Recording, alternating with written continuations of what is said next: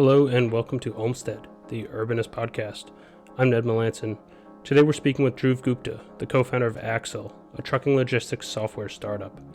Dhruv breaks down the trucking industry for us, covering the different players, industry consolidations, fragmentations, plus labor and political issues, and of course, autonomous trucks. Dhruv's goal in co-founding Axle is to harmonize the dizzying amounts of data the modern trucks and their drivers generate and put it to use to optimize logistics for both shipper and truck driver. In addition, we discuss Dhruv's experience working in the micromobility industry at Zoba, how scooters and trucks aren't so different when it comes to optimization, what first principles guide him in his journey as an entrepreneur, and most importantly, how he was influenced by SimCity. We'll jump right into Dhruv's background. Enjoy. So Dhruv, in no particular order, do you want to just list a few of the things you work on, and then we can dive into some of those? Yeah, totally. I sleep a lot. I've been getting through Korok Seeds and Breath of the Wild. And also, by the way, I'm like part of this tech startup that does some cool stuff. So in your spare time, when you're not playing Nintendo. Yeah, exactly. Yeah. My spare time. Yeah, no, I got into the space of logistics and mobility space by playing a lot of SimCity. And say what you will about that game, it is addictive and it is probably the most fun thing I've ever played in my life, followed by City Skylines. So you can tell the kind of stuff that I like to do. But that was kind of the impetus of how I got into the space. And so I studied a lot, American local politics throughout high school and college. I coupled that with an interest in computer science and software development and in entrepreneurship. So one of the first things I did was taking some of the research I was doing in school on bikes and scooter sharing optimization and turned that into a Y Combinator-backed startup. It did not work out so well. It was summer 2020, just a really tough time to be doing a mobility tech startup, but it was really cool work, right? It was just an absolute blast to come up with this, to have this problem in mind that I experienced firsthand. I was living in Boston and would commute from one part of Boston to another part of Cambridge, and I would just never be able to get a bike whenever I wanted to. And if you're listening to this, folks at Motivate or Lyft, you got to fix this problem. It's still not fixed. In any of your cities, solve this problem. Your rebalancing algorithm is bad. There are companies that solve this. You should go be their customer. I worked for one of them called Zoba. Fantastic company, fantastic place to work, fantastic product. But I tried to start my own as well. And the summer 2020 was just a tough time to do it. So I ended up leaving, started an election tech nonprofit, spent a few months helping a few thousand folks vote. Just absolute blast in Wisconsin and Atlanta. And then after that, realized I've now taken a couple of organizations from 0 to 0.5, right? We had a few customers on the bike sharing work that I was doing. We had a few partners on the nonprofit election tech work I was doing. What am I missing? How do I get from 0 to 1 as an entrepreneur? And that's when I realized I think my biggest skill gap is on sales and distributions. I was mostly a product and engineering guy. I was an ideas person, but I didn't know how to sell that. And I went out looking for a couple of different opportunities, and Joseph at Zoba was someone I had met just being in the bikes and scooter sharing space. He was like, do you want to do business development with me? And I was like, hell yeah. Such a talented team there. Some of the best technology that I've seen. I spent about a year or so doing sales and distribution, got to see them really grow as an organization and raise a Series A, grow as a team, learn all these things about sales and B2B sales in particular that I didn't know anything about, how to do distribution, how to market a product, all of this kind of stuff. Plus work with just a fun, talented team of people that all really cared about the same thing, all really cared about mobility and getting around in a sustainable, safe way. So I really enjoyed that. Along the way, I mentioned I was doing research in college on bikes and scooter sharing. The advisor I had was a PhD student. He graduated and he was like, dude, do you want to start a podcast together? So we started How Tech Becomes Law, which is a podcast on policy, on technology, on education, and inspiring young folks to get into the tech policy and mobility and logistics.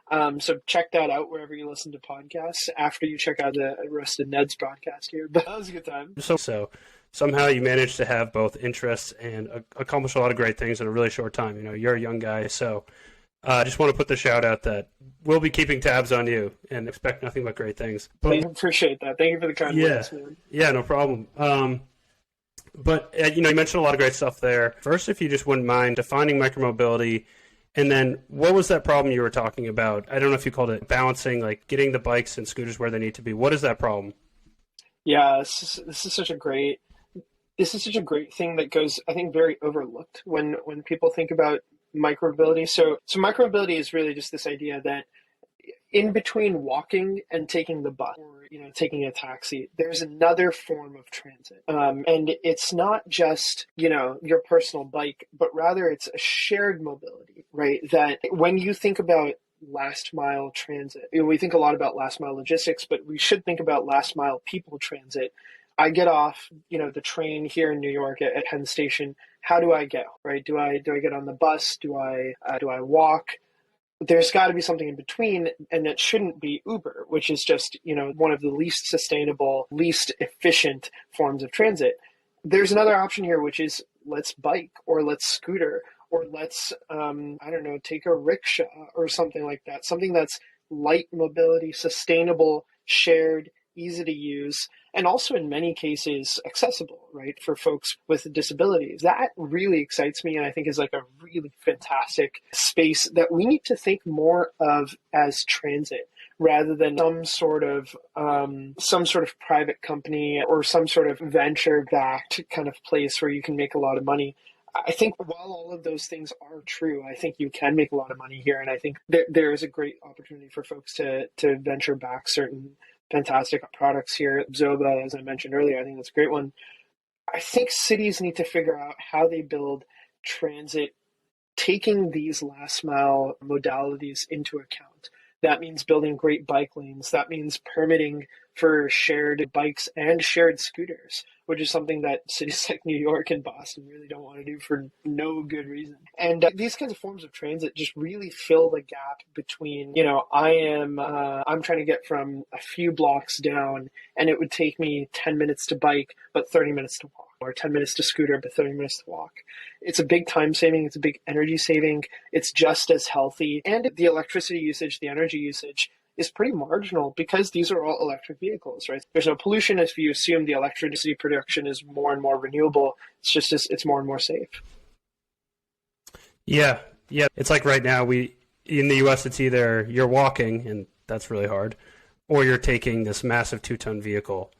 It's like, really, those are our only options. Yeah. In so many other places in the world, there's this whole like spectrum almost of transportation, and we really locked ourselves into one. And and what was that? So you mentioned like what Zoba does, and I know there's this kind of whole ecosystem of software companies solving these problems. What are some of the problems around micromobility and some of the problems that tech solves?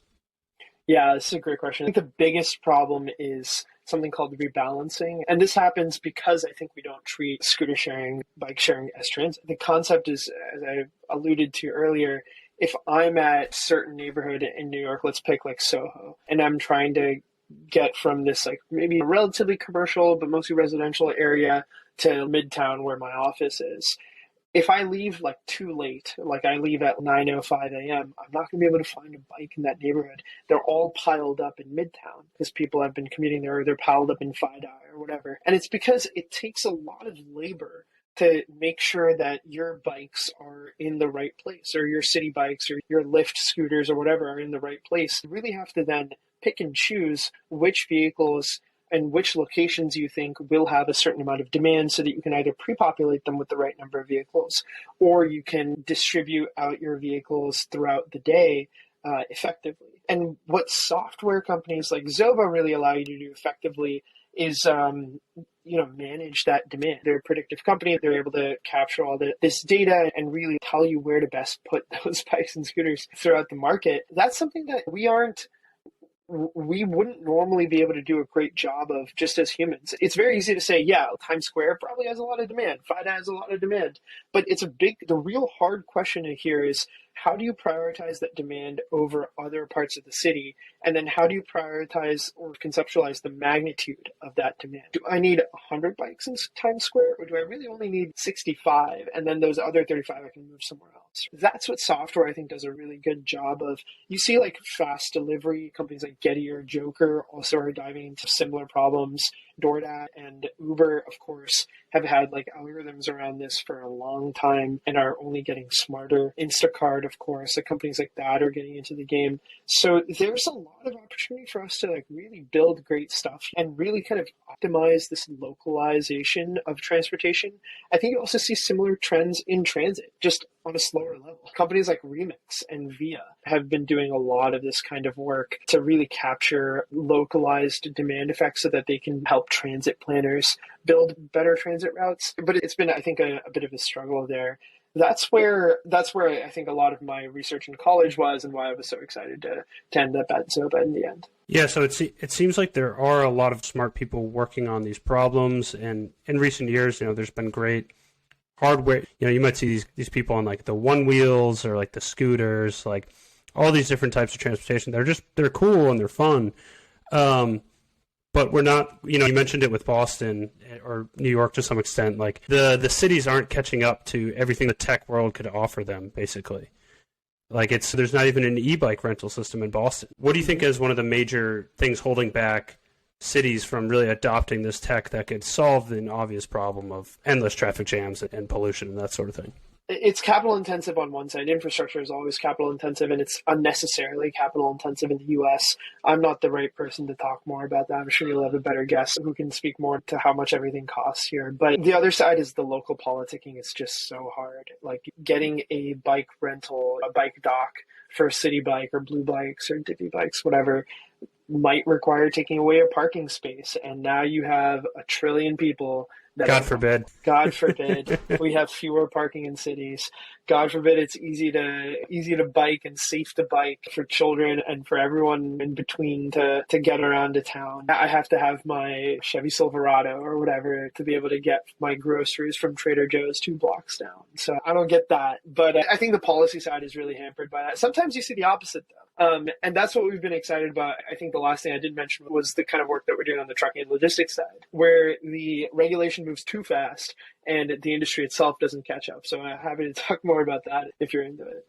Yeah, one of the many things here that I was impressed about by you is how you can shift from one thing to another. So definitely give us an overview of what you're working on right now. After that, I want to hear about some of the first principles you work from and how you apply them to all these different fields. Yeah, of course. What we're building at Axle is really fun. We're building a universal API for supply chain, trucking, logistics data. What this really looks like from a high level, if you don't mind if I jump into a history lesson here, trucking got super deregulated in the 80s with Carter, Reagan. Just a bunch of stuff happened. And things got worse and worse for everyone. Truckers started having longer hours with less pay, driving less safely. Incentives were misaligned between safety and driver livelihoods versus like getting things out the door. Just-in-time manufacturing became more and more popular. Shipments from around the world and globalization of supply chain meant there was a lot more pressure. And then e-commerce just really blew the doors off the barn, right? A 2-day delivery, 2-hour delivery, right? We're getting crazier. I have a friend who spent a lot of time working on 10-minute delivery. At some point, this is gonna explode, right? So in 2015, the government actually got ahead of this and moved a little bit faster than people expected, and it instituted something called the ELD mandate, the electronic logging device mandate. The short version of this is that it's a little dongle on your truck that keeps track of how long you've been driving, who is driving the vehicle, how safely are they driving, where are they driving, what are they shipping, and all of this kind of information is immensely useful.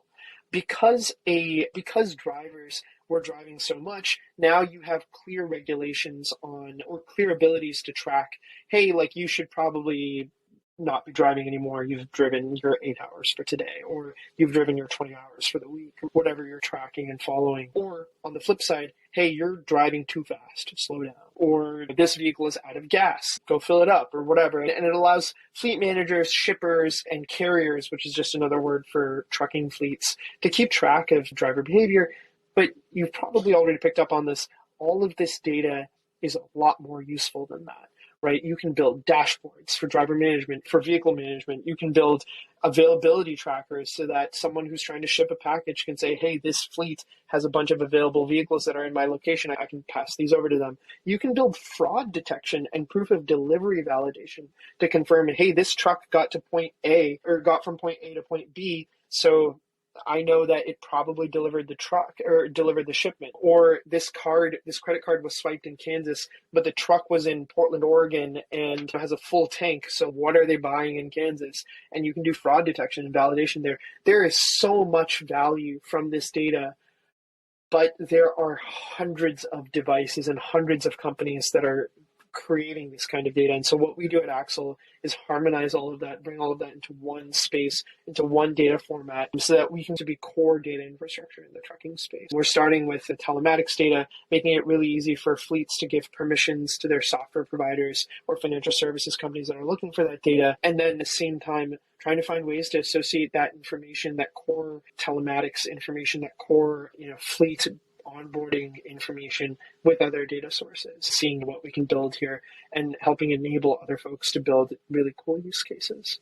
Yeah, so it sounds like you're no stranger to kind of the fleet like augmentation or enhancement, optimization, something like, kind of just drawing together your days at Zoba to, going from the small vehicles to the big ones now.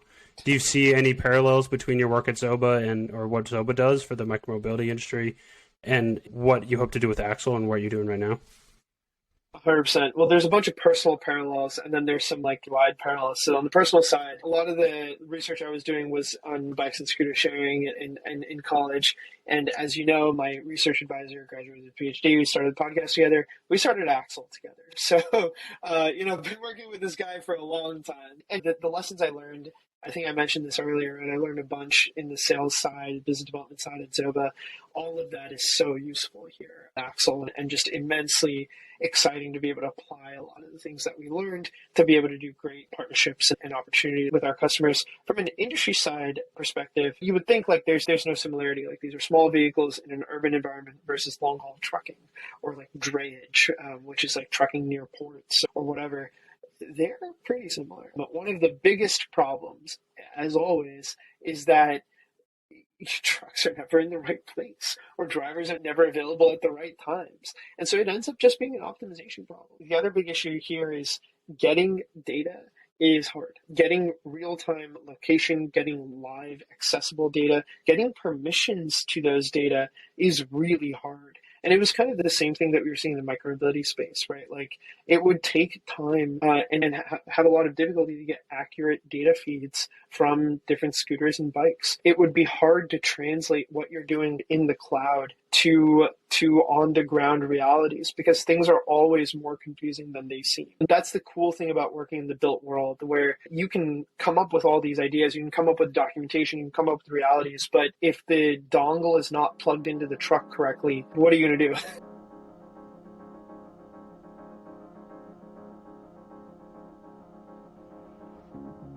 I think if you follow some economic headlines, you'll see trucker shortage or autonomous trucking is just around the corner. What's up with this industry? It's clearly important, but what is it about American trucking that has spun this interesting story?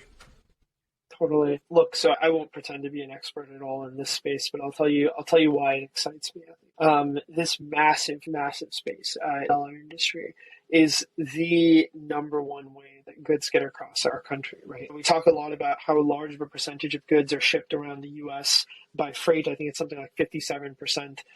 Even just getting those to and from the freight terminals, you got to have a truck. And so now you have a different type of trucking that does port to freight terminal trucking. Then there's long haul trucking that gets stuff from state to state, city to city, whatever, in lieu of rail. Then you have differentiations amongst that, like FTL and LTL, private fleets where less than load is hey, maybe I can fit multiple different types of shipments, or private fleets where Amazon just owns the truck and they can put whatever they want in it and they don't have to be efficient, or they're efficient in their own way or whatever. There's just so much depth to it. It's not just it's not just one guy owns a truck and he drives around. That in itself has its own multi-billion-dollar market because around 10% of truckers own their own trucks, and so they deal with broker and act as owner-operators to bid on different shipments. It's a really messy, massive space. And that's what I think got us really excited about the whole space, where of course we are by no means experts, but because there are literally millions of entities in this space, millions of brokers, yeah, I think actually 1.5 million brokers, if I remember correctly, hundreds of thousands of shippers, literally millions of truckers and trucking fleets. There's just so much fragmentation, so much separation here that for us to bring all of that together was a pretty alluring prospect. And so what's a broker? I don't know if I've ever heard of that. Dude, this is what I'm saying, man. There's so much going on and all this jargon that we've had to spend the last few months learning that I genuinely still don't even know a lot of it. So there's three big parties in the trucking space. There's carriers, which is a fancy word for trucking fleets or just truckers. There's shippers, which is like, folks that are trying to get something from point A to point B. You might think of Target is a pretty popular shipper. American Eagle as like a fashion brand is a popular shipper. And then there's all sorts of companies in between. Some companies that will ship other people's goods. Some companies that just deal with their own like products. And then there's freight forwarders in between that kind of help other people ship goods. That's like a whole nother thing. Flexport is a famous tech example of that. And then brokers are in between. So brokers are, look, you're a shipper. I'm going to help you find a carrier to get your product from A to B. And Target might go to a broker and say, hey, like I've got this shipment coming into, LA port on Monday. I'll give you like $10,000 to find a trucker and then you get that shipment through. So that's what brokers do. They're like middlemen here and matchmakers. They're technology focused brokers too, like Convoy, Uber Freight also does a lot of this tech side and automated broker work, but they account for not that big of market share relative to the rest of the brokerage industry out there, because it is just so fragmented and so large that a lot of these regional entities still exist. A lot of these local entities still exist. So much of trucking is just like a consolidation and then fragmentation story. So like folks will consolidate in Arizona and then something will happen and then they'll fragment again. And it's just been like that historically because they're so regional. I'm imagining like a spinoff, like Game of Trucks or something like that, Game of Freight. Make a good drama series. Yeah. I watched that. I'm sure. How many truckers are there in the country? There's over a few 100,000, if not over 1 million. There are literally millions of truckers or millions of people with commercial driver's licenses. Okay. And, a lot of it is that the turnover for truckers is about a year. In that, like within a year, most truckers will quit their job. And that's part of the reason why, that's another reason for why I'm so excited about building technology in this space, where we can use a lot of the data that we're capturing and making it easier to use to help truckers like live better lives or get better access to information. For example, if truckers are able to share their location more effectively and their availability more effectively, they might be able to get matched with better what are called loads or shipments by brokers, because brokers are able to say, okay, perfect, you're a perfect fit for this. And now you can batch these jobs together and you'll make more money that way. Factoring companies, I know I'm throwing out new terms, but factoring companies that basically we're going to be publishing a glossary with this episode of trucking terms. Yeah, exactly. Factoring companies basically say something like, hey, like for a small fee, I'll give you the money in advance rather than you having to wait for whoever got the load delivered to pay you 30 to 60 days from now. Factoring companies can have better and faster validation that the delivery was made, which translates to the driver getting paid faster. Drivers can use all these new age credit cards that are coming out there. There's like new companies like Coast, Roadflex, A to B that are building all these new products that give truckers more benefits, Mudflap, that have better discounts and are tackling these industry incumbents. So look, I'm coming at this from like a tech startup, tech entrepreneurship perspective, but I really do believe that as we improve access to data, information rights here, it really is only the trucker who gets empowered, who gets whose life is streamlined and who ends up with a safer, more optimized lifestyle. These guys go out and spend days or weeks without seeing family because they're just on the road and they're sleeping in their trucks. It's a really respectable, commendable, incredible lifestyle. And so anything that we can do from like our skill set to streamline that and help that, I'm down. I wish I could say like autonomous trucking is going to come out there and save the day, but we've been hearing autonomous trucking is going to come out next year for the last 10 years. Yeah, it's like fusion, right? It's always 30 years away. Fusion. It's like fusion. So without going, too far down a rabbit hole, what is your definition of autonomous trucking? Where does it fit in to the next 5 to 10 years of logistics in America? You ever watch the X-Men movie Logan? Do you know what I'm talking about? I've heard of it, but I haven't seen it. It's like it's a Wolverine movie, right? It's a Wolverine movie. There's a scene where they're like crossing a highway and it's set in the future. You've got autonomous trucks and they've got this dedicated lane and they're just buzzing by at like massive speeds, like 200 miles per hour or whatever, speeds that trains in the US could only dream of. And they're blasting by. That's my dream. That's my goal. I want us to have the flexibility of, being on the road, but have the like viability of being on the dedicated lanes, high speed, whatever. I think that's everybody's dream. That's everybody's goal. But there's a few different ways that we'll get there. Right now, we have a truck shortage. So just getting new trucks or used trucks, you think it's hard to get a used car or new car nowadays? Bro, look at the trucking space. It is worse. New trucks. I haven't looked lately, but I'll check Craigslist after this. Yeah, exactly. Yeah. Some trucks haven't, or some OEMs haven't delivered new trucks in 2022, right? What's an OEM? Original equipment manufacturer. So I don't know, a Navistar or Daimler or whatever. These big truck manufacturing companies, Peterbilt. And so these guys are really struggling to get components. Everybody's struggling from the chip shortage. But so that's led to a bit of a slowdown. But the original question was like, okay, what is an autonomous truck? There's actually two ways to look at this, 2.5 ways. So the halfway is what you've seen in your own personal vehicles so far, like lane assist and driver assist, things like Tesla Autopilot, but for trucks. And there's some really cool companies like Embark that are working on this. Waymo, I think, had a trucking product. There's a company called Otto.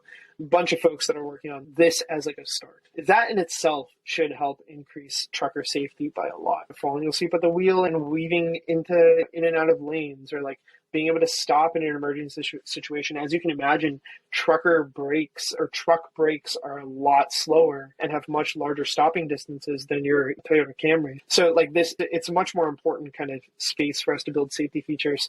But then there's two other sides. There's the remote operated trucking space, and then there's the complete automated trucking space. And then even amongst that, there's a bit of a breakdown on, are you just automated on the highway? Are you also automated within the port? Are you automated when you get off the highway? For example, Super Cruise, which is General Motors, is like cruise product, doesn't really work on local roads, but it works great on highways. Tesla Autopilot works the same way. There's a lot of different differentiations here. My take is that we already have lane assist, and then as we can get new cars out there, or if we can retrofit older trucks, we can get to that point in the next few years. Is it going to be widespread for another 10 years? Maybe not. Autonomous is the same problem. Autonomous, I think, will take another 15, 20 years to be widespread, because your average lifespan of owning and operating a truck is way longer than your average lifespan of having a car. The only contention that this gives me pause around is it is a lot cheaper to operate a truck without a human in it, right? Drivers are the largest cost. They're the ones who suffer the most, right? From the lifestyle. If we could just pull the driver out and replace it with just a container moving on its own, that would be great. I just don't think the technology is there, and it's going to take a long time. It's pretty expensive to get that out there, to the point where the upfront cost is so high, it might be cheaper to just keep the driver in the cab. What's stopping us from just going fully to freight rail as opposed to trucking? Yeah, that's a good question. It's a CapEx, dude. Expenditure in rail is so expensive in the U.S. Land acquisition, environmental approvals. I don't even want to go down that rabbit hole. It just takes so long. The CAHSR EIRs aren't even over yet. It has been 15 years. What are they looking at, dude? The environment has not changed, but here we are, right? And that's for a very well-funded federal project, or federal and state project, let alone freight companies here and there. There's a lot of issues here, and I think that's just on the spending side. But on the actual usability side, there are use cases where you just do need trucks, right? You can't have rail going to every Amazon warehouse out there. You can't have rail going from every permutation of every dock at a port, or within a port even, right? And then rail becomes a lot less effective when you're trying to get specific routes or specific stuff out there. There is a reason why the US is one of the world leaders in proportion of rail usage, because we have built some great rail routes, but trucking always will have its place.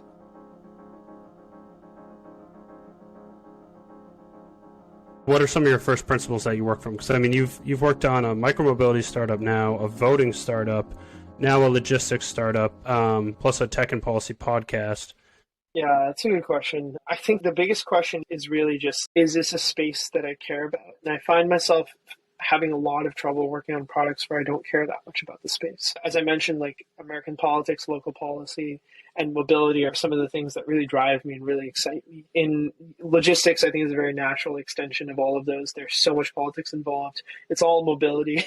It's all like, how do you get people around in a more effective way? How do you make people's lives easier by making sure they can get from point A to B faster, simpler, safer, more sustainably? I think so much of my excitement comes around like being able to make things more efficient and like just make them work better. Or when you see something obvious that like other people don't seem to be solving, that it's hard to let go of that. On the mobility or on the micromobility side, that's what it felt like. It felt obvious that people should like put these bikes and scooters where people want them to be, where riders want them to be.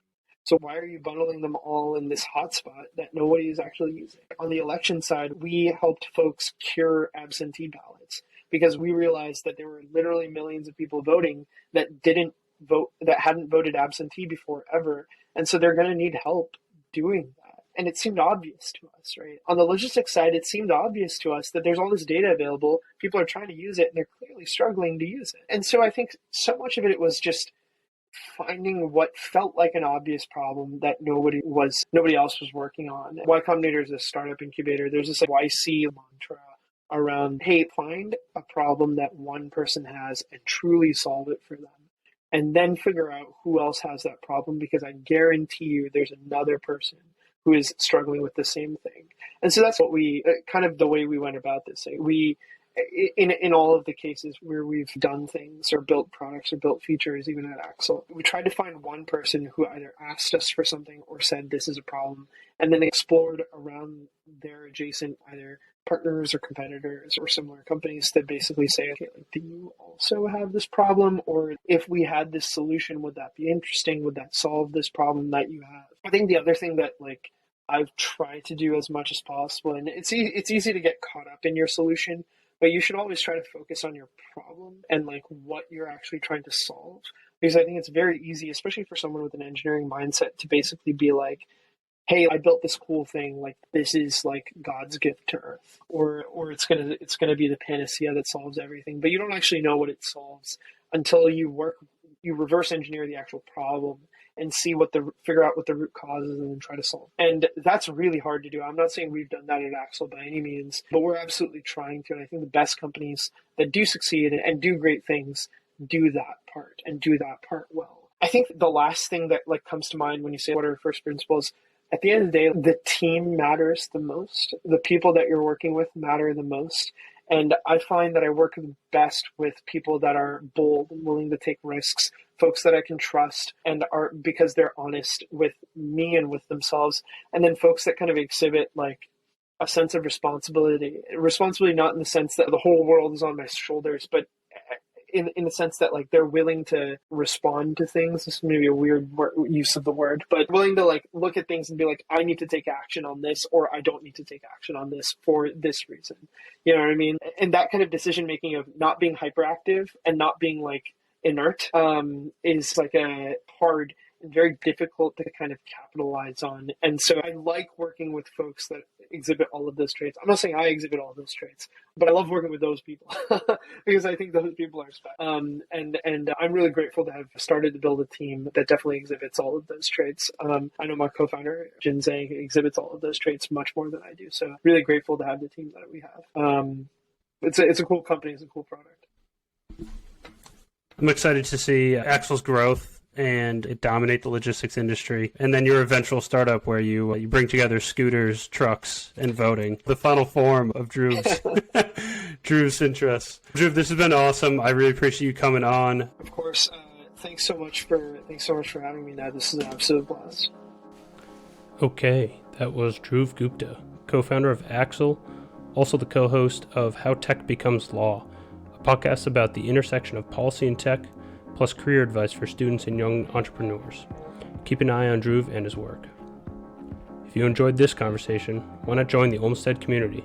We have an active Slack channel covering a wide variety of urbanist issues, from bike lanes to zoning battles, micromobility to urban air pollution. Dhruv's a member, FYI, and so are over 150 other passionate folks who want to make cities work better for humans and the planet. Check it out at www.olmsted.city. That's www.olmsted.city. Hope to see you on there.